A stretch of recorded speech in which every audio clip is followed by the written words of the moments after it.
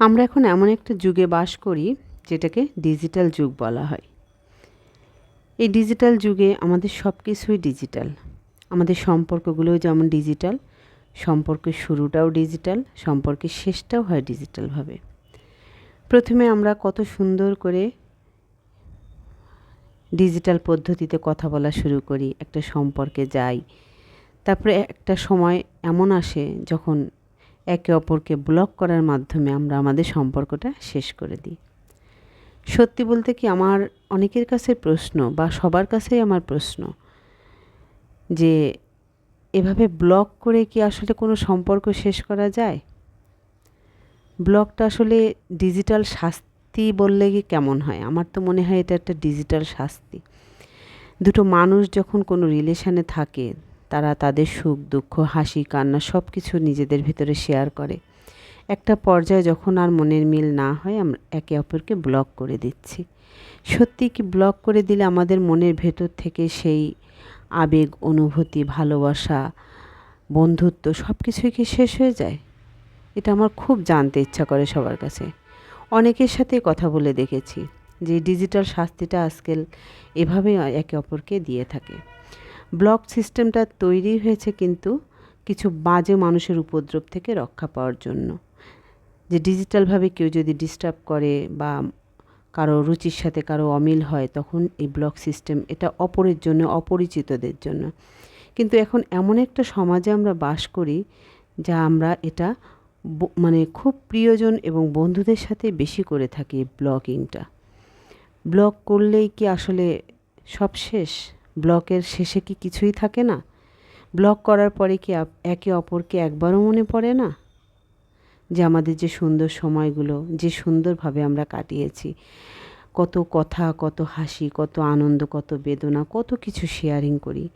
এক ব্লকে আমাদের সব কিছুই কি শেষ করে দিতে পারে? ভীষণ ভাবায় আমায় এই জিনিসটা, সত্যিই ভীষণ ভাবায়। আপনারা কি মনে করেন? আপনাদের কাছে কি মনে হয় ব্লক শাস্তিটা, এই ডিজিটাল শাস্তিটা আসলে কেমন? আর এটা কি না করলেই নয়? আমরা কি একে অপরকে একটু সম্মান দিয়ে, একটু সময় দিয়ে, একটু ধৈর্য ধরে নিজেদের ভিতরে বোঝাপড়াটা অন্যভাবে করে নিতে পারি না, ব্লক না করে? এটা আপনাদের কাছে আমার প্রশ্ন থাকলো যে এর আসলে সমাধানটা কিভাবে হওয়া উচিত।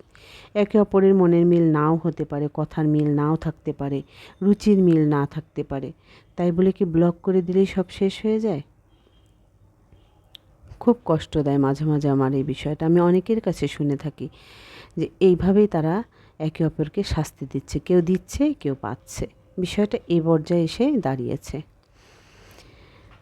আজকের ভিডিওটা ভাবলাম রেসিপি তো সবসময় দিই, আজকে একজনের মনের কথা আপনাদের সাথে শেয়ার করলাম।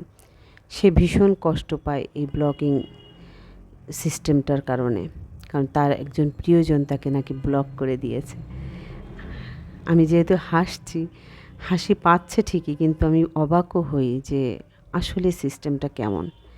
যাই হোক, আজকের রেসিপিটা আমার খুব প্রিয় একজন মানুষের অনেক দিনের অনুরোধ ছিল যে আমি যেন একটা সাদা ডিমের কোরমা তার জন্য রেসিপি আপলোড করি। আজকের রেসিপিটা তাকে উদ্দেশ্য করেই করা।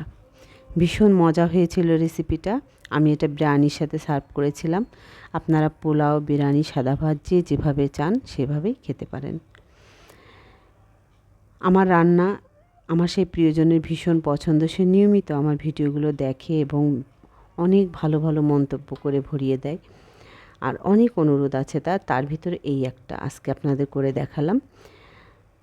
সবাই আমার ভিডিওটা লাইক, কমেন্ট, শেয়ার করবেন, পেজটা ফলো করে দিবেন, চ্যানেলটা সাবস্ক্রাইব করে দিয়ে সাথে থাকবেন।